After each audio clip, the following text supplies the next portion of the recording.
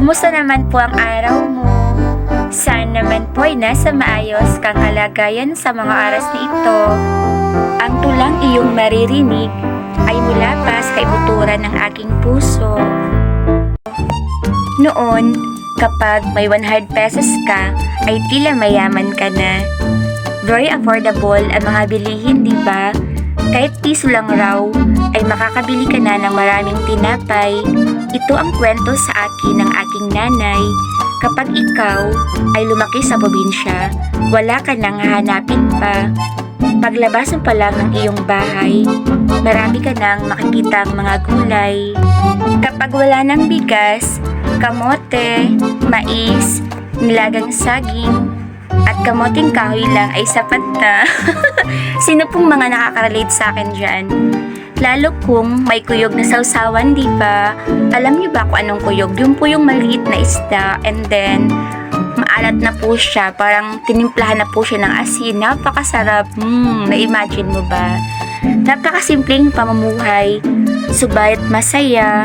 Ikaw, nakarelate ka ba? Ngayon, kapag wala kang 100 pesos, ay hindi ka makakabili ng kahit 1 kilong bigas, diba? Ang 1,000 ay napakadaling maubos, diba? Kung hindi magbabanat ng buto, ay napakahirap talaga. Sipag, tiyaga at diskarte ay kailangang pagsamahin talaga. Sumasang-ayon ka ba? Mabuti na lamang at nauso na ang social media. At least kahit paano dito ay kumikita. Hindi man tayo sikat tulad ng iba, kahit paano nakakatulong sa atin ang paggawa ng mga online videos, diba? Kung minsan nga hindi pa natin natatanggap ang mga sahod natin, pati mind calculation ay ginagawa na rin natin. Sino pong nakaka-relate sa akin dyan, diba? Yung tipong wala pang sahod pero po sa isip pa lang natin, ubos na agad yung pera natin. Diba? Sino pong nakarelate sa akin dyan? Taas ang kamay. Kung minsan, mapawit ka na lang po ng ganito habang napapakamot ng ulo. Diba? Sa mundong nakakapagod, o ikaw ang aking pahinga. Umagaan ang lahat kapag nasisilayan ka na. Diba? Lahat po tayo ay nangangailangan ng sapat na pahinga dito sa mundong nakakapagod. Ang tulang ito ay isang paalala. Ang lahat ay kailangang paghirapan talaga.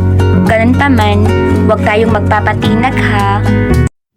Roma 8 verse 18, para sa akin, ang mga pagtitiis natin sa kasalukuyan ay hindi maihahamping sa kaluwalhatiang mahayag sa atin balang araw.